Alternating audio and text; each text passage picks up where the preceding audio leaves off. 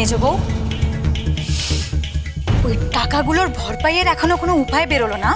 হ্যাঁ, আর তার উপরে কিনা কলেজ।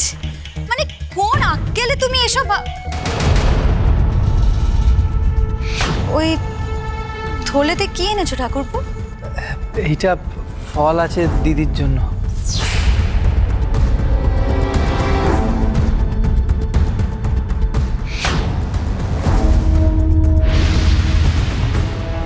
Oishi green apple আনিসনি?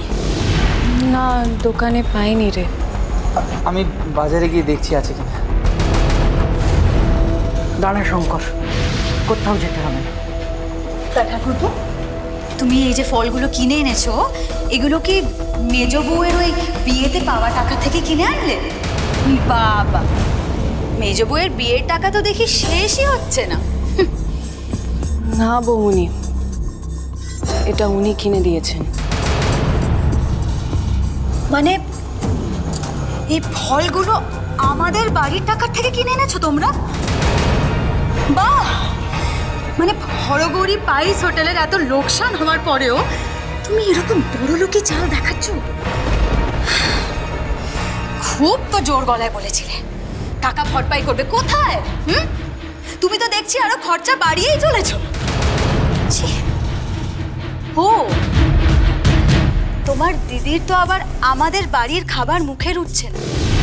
শিউলি বলল আমাকে যে সকালে তোমার দিদি আমাদের বাড়ির জল খাবার খায়নি, তাই বুঝি তার জন্য এরম দামি দামি ফল কিনে আনা হয়েছে? না বৌমনি, আসলে এত টানাপোড়েনের মধ্যে আমাদের এই সংসারে এখন তো দামি দামি ফল কিনে খাওয়ানো কি সম্ভব? আমারও তো 4টে ছেলে মেয়ে হয়েছে। বড় বৌমার কোলে পিকু দাদু ভাই এসছে। কই, আমাদের তো কখনো কোনো অসুবিধা হয়নি। আমরা তো এই বাড়ি রান্না খেয়েছি। ঠাকুরের কৃপায় আমার সব সন্তানরা তো দিব্যি সুস্থ সবল হয়েছে। পিকু দাদু ভাইও দিব্যি আছে। কই, আমাদের তো কখনো কোনো অসুবিধা হয়নি। শোনো স্মার্ট মেয়ে, তোমার দিদির কোনো অযত্ন এ বাড়িতে আমি হতে দেব না। তবে তোমার দিদিকেও বলে দিও, আমার সংসারে থাকতে হলে আমাদের নিয়ম কানুন মেনে চলতে হবে।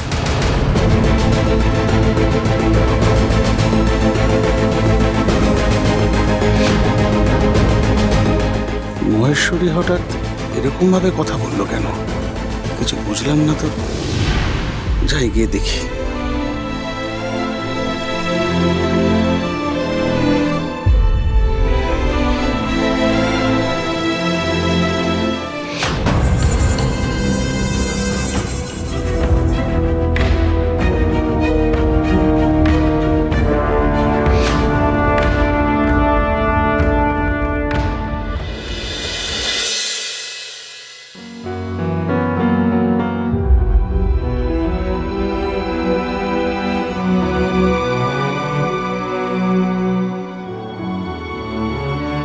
তুমি যে কলেজে পড়বে, পরীক্ষা দেবে, বাড়ির কাউকে জানিয়েছ? বাড়িটা কি একা তোমার পরের? একা ওই তোমার অভিভাবক? আমরা কেউ নই?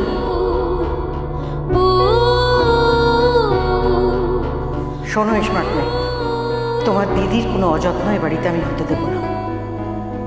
তবে তোমার দিদিকেও বলে দিও, আমার সংসারে থাকতে হলে আমাদের নিয়ম কানুন মেনে চলতে হবে।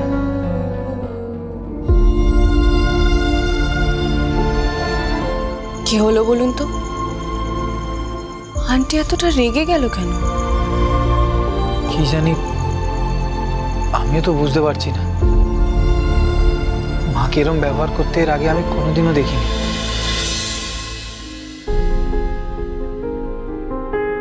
আমি ওটাই বুঝতে পারছি না যে মেজ বৌমার সঙ্গে তুমি হঠাৎ করে এরকম ব্যবহারটা করলেই বা কেন? দরকার ছিল তাই করেছি।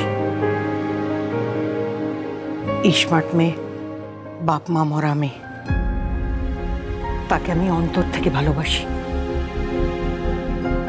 কিন্তু ওর বয়স কম, এই নতুন পরিবেশে ও কিভাবে মানিয়ে নেবে সেটা একটা পরীক্ষা। মেয়েদের তো সারা জীবন এই পরীক্ষা দিয়ে যেতে হয়, জানো তো, মানিয়ে নেওয়ার পরীক্ষা। আন্টি আন্টি আমার পরীক্ষা দেওয়া নিয়ে এত রিয়াক্ট কেন করলেন আমি বুঝতে পারলাম না। আমি যে পড়াশুনো করি আর সেটা যে শেষ হয়নি সেটা তো আন্টি জানতো। আমি তো নিজেই আন্টিকে প্রথম দিন এই বাড়িতে এসে বলে দিয়েছিলাম। তারপরেও আমার পড়াশোনা নিয়ে এভাবে কেন রিয়াক্ট করলো আমি বুঝতেই পারলাম না। মানছি আমাদের বলে যাওয়া উচিত ছিল, কিন্তু আমরা বলতাম তো এসে, আর বললামও তো। হ্যাঁ, আমিও ভেবেছিলাম যে মা খুব সহজেই ব্যাপারটা মেনে নেবে। হিসেবটা খুব সহজ আমার কাছে। আমার 4 ছেলে মেয়ে, 2 বৌমা, কেউ কোনো অংশে স্মার্ট মেয়ের চেয়ে কম নয়। তারা যদি এবারের নিয়ম মেনে চলতে পারে তাহলে তাকেও তাই করতে হবে। আমি যেরকম তাকে আদর ভালোবাসা দেব, তাকে আমার বকাঝকাও শুনতে হবে। আচ্ছা মহেশ্বরী, এটা তো অন্যভাবেও বলা যেত, তুমি তো ভালো করেও বলতে পারতে। একটা কথা কেন বুঝতে পারছো না? আমি যদি ওর সঙ্গে ভালো করে কথা বলি তাহলে অন্য কেউ তার সঙ্গে অনেক খারাপ করে কথা বলবে, আর সেটা আমার খুব গায়ে লাগবে।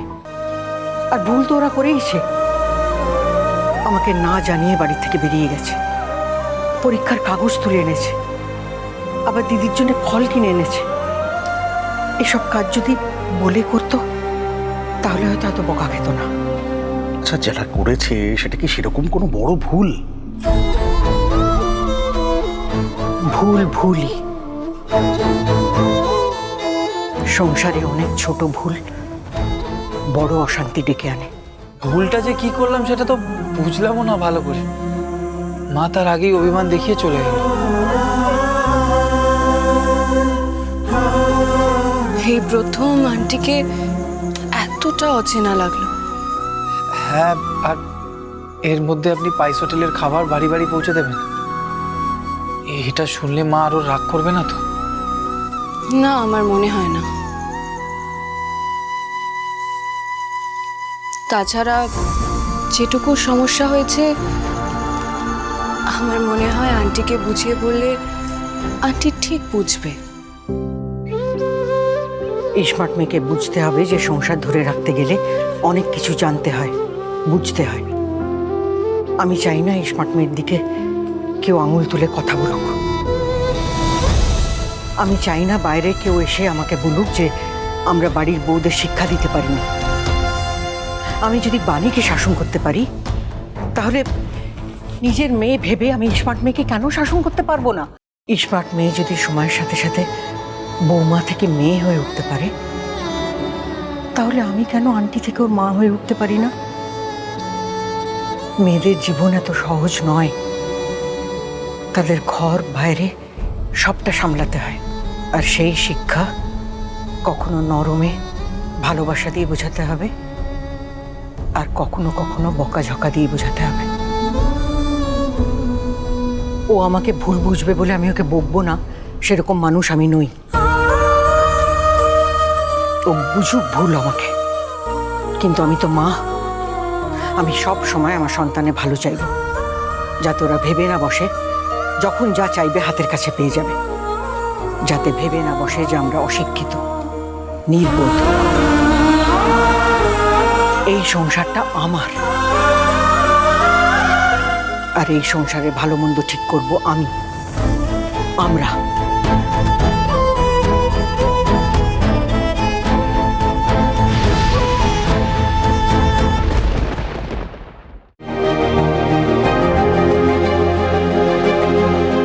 আপনাদের হরগৌরী পাইস হোটেলের রান্না খেয়ে মন ভরে গেল।